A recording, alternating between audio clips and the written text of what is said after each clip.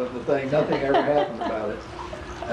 Then I got to basic, and I had an instructor that, as I said, I could always land the airplane, and we went out and shot a few landings, and this was a lot heavier airplane than what I'd been flying in primary, but I could land it good, and so he flew 3 or 4 hours with me, and then he had 4 students, and he just let me go ahead and solo, and he didn't come back to me for 2 or 3 weeks, and of course I didn't know what I was supposed to be doing, and I would go out and I would try to do acrobatics with the airplane, and I would do things, shoot landings and this and that and the other. And so finally one day he got back with me, and we were flying late in the afternoon, and this was in Garden City, Kansas. It was in the late afternoon, the sun was getting low, and we were shooting landings on the home field. And we came around in a normal pattern, and I looked out and I never saw any other airplanes in the pattern, and we didn't have radio control at that time. And so I lined up on the final approach, and I had my flaps down, and I pulled my power back, and I was settling down.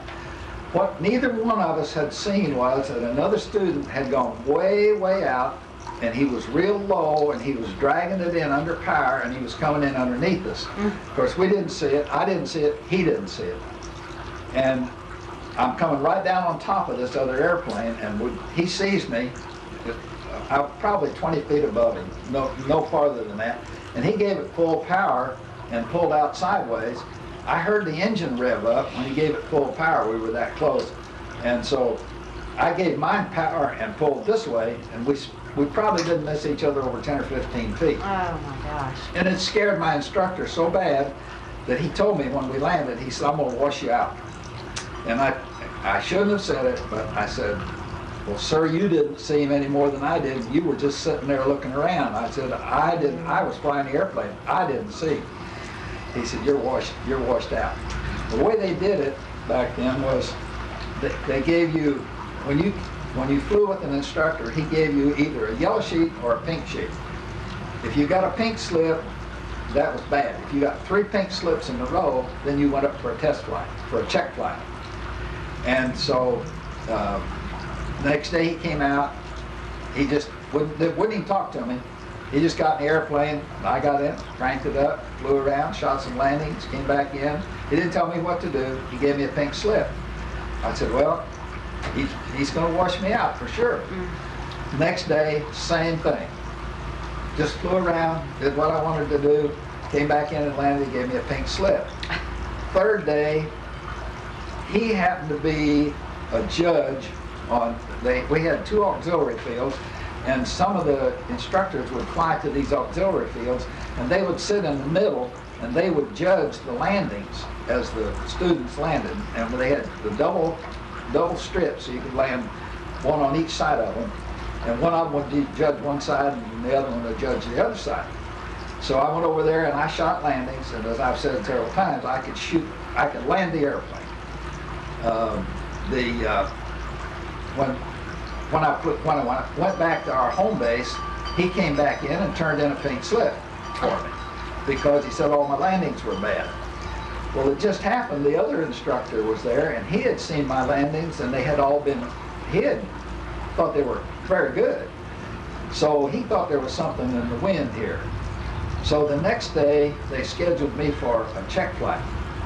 And when I went out to get my check flight, now these were military instructors, and it was a first lieutenant that was checking me, and he said, "Lewis, I want to talk to you." He said, "Are you having problems with your instructor?" And I said, "Yes, sir." And he said, "Well, what's the matter?" And I said, "Well, I think it's our characters just don't get along." And so he said, "Well, I want you to do," and he told me several things he wanted me to do. He said, "Now, I'm not going to talk to you while you're flying." He said, "But this is what I want you to do." And he gave me a certain routine of things to do. And so I went up and did all the things to the best of my ability. One of them was to do a spin.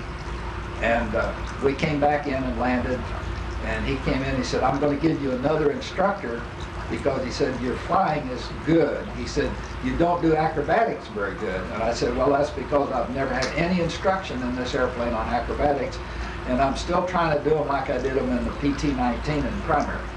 And so he laughed about that, and he did give me another instructor, and then I never had any more problems with him. Oh, for heaven's sake. So let me see. I guess in advanced, the only problem I ever had with an instructor in advanced, we were at Pampa, Texas, in the middle of the summer. It was very hot, and we were flying twin-engine airplanes, and of course no air. We would open the windows, and so there.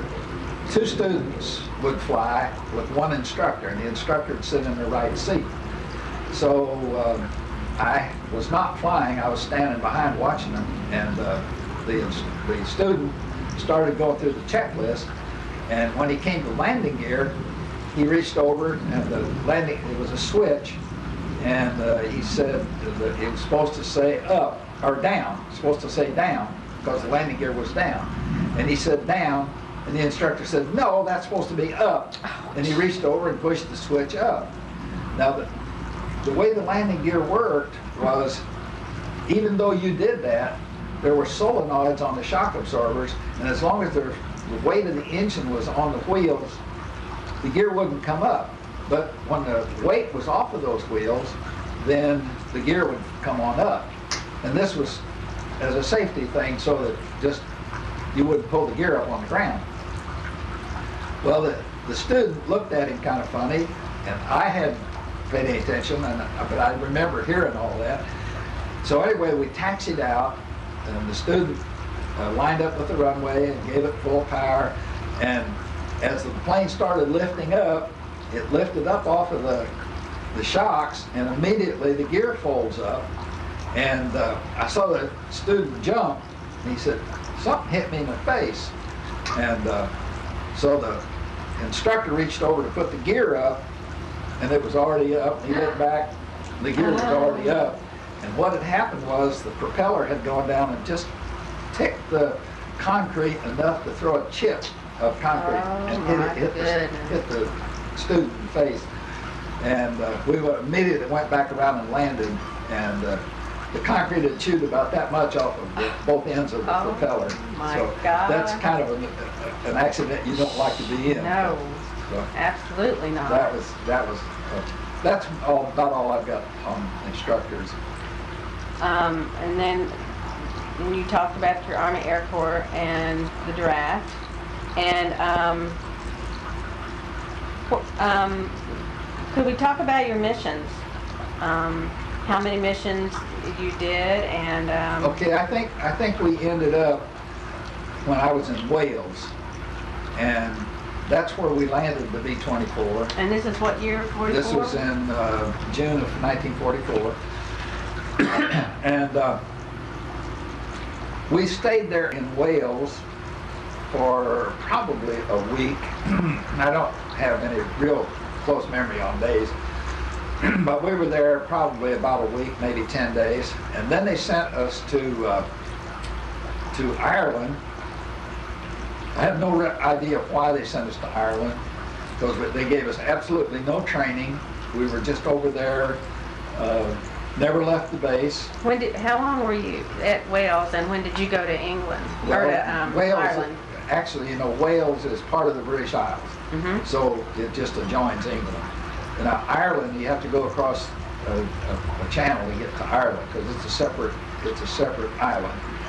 And they flew us over there, and like I say, I have no idea why. We were there about 10 days, during which time I think I gained about 25 pounds, because there wasn't anything to do but eat. And the Irish brought food in every evening and sold it through the barracks, and we'd have chicken, we'd have boiled eggs, we'd have, the Irish fed us very well. Of course, we paid for that. But at the end of that time, then we went back across the channel, and on a British boat, and the British treated us really royally. We were officers, and food wasn't much good, but on that ship they had tablecloths on the tables and silver and waiters that waited on us. And although, like I say, the food wasn't